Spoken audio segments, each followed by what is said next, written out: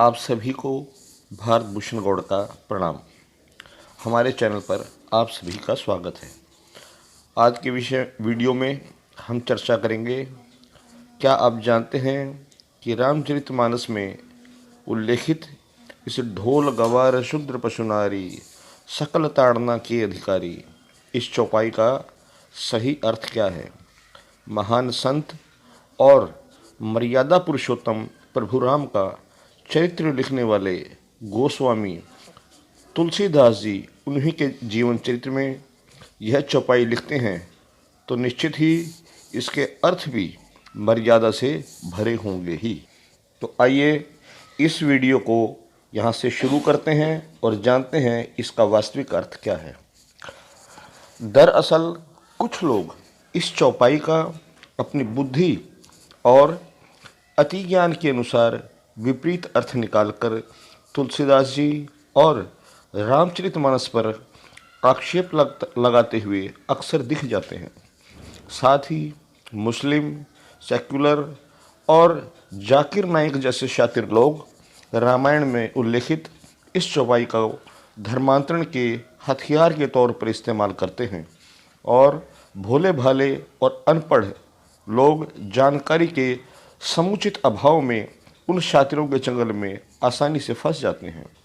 यह बेहद ही सामान्य समझ की बात है कि अगर तुलसीदास जी स्त्रियों से द्वेष या घृणा करते हैं तो रामचरितमानस में उन्होंने स्त्री को देवी समान क्यों बताया।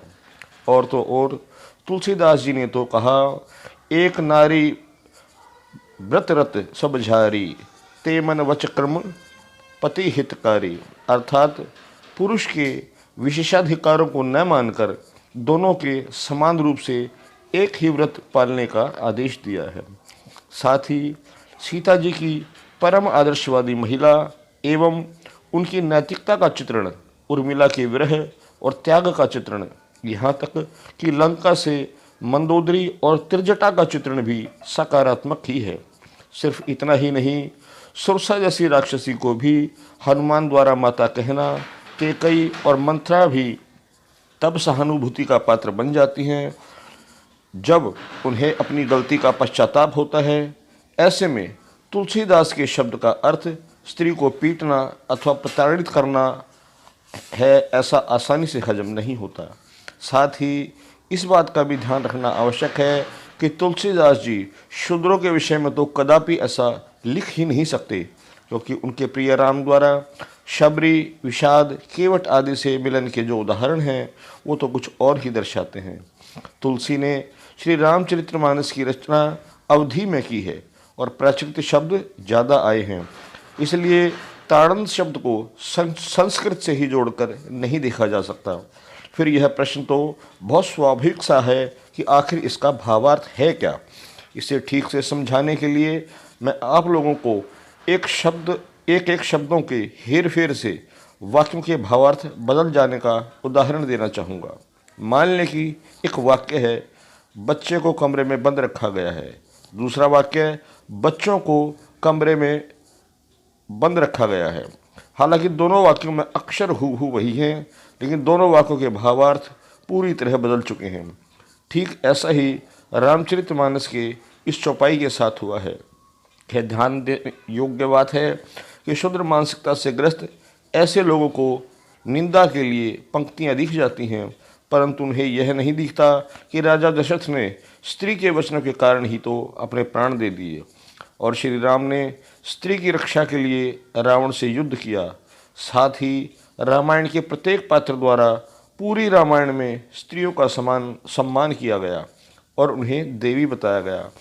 असल में ये चौपाइयाँ उस समय कही गई हैं जब समुद्र द्वारा श्री राम की विनय स्वीकार न करने पर जब श्री राम क्रोधित हो गए और अपने तरकश से बाण निकाला, तब समुद्रदेव ने श्री राम के चरणों में आए और श्री राम से क्षमा मांगते हुए अनुनय करते हुए कहने लगे कि हे प्रभु, आपने अच्छा किया जो मुझे शिक्षा दी।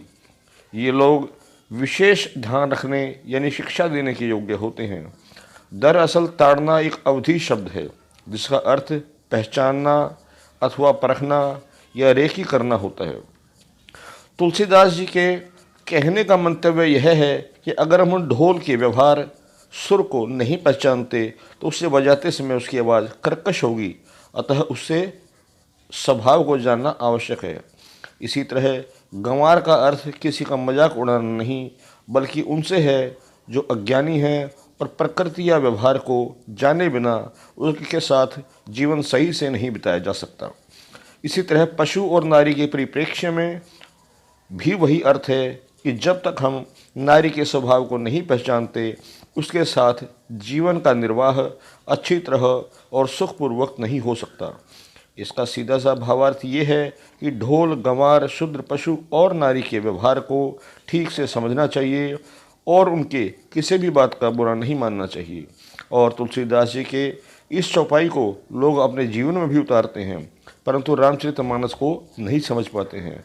जैसे कि यह सर्वविदित है कि जब गाय, भैंस, बकरी आदि पशुओं का दूध दूहा जाता है तो दूध दूहते समय यदि उसे किसी प्रकार का कष्ट हो रहा है अथवा वह शारीरिक रूप से दूध देने की स्थिति में नहीं है तो वह लात भी मार देती है।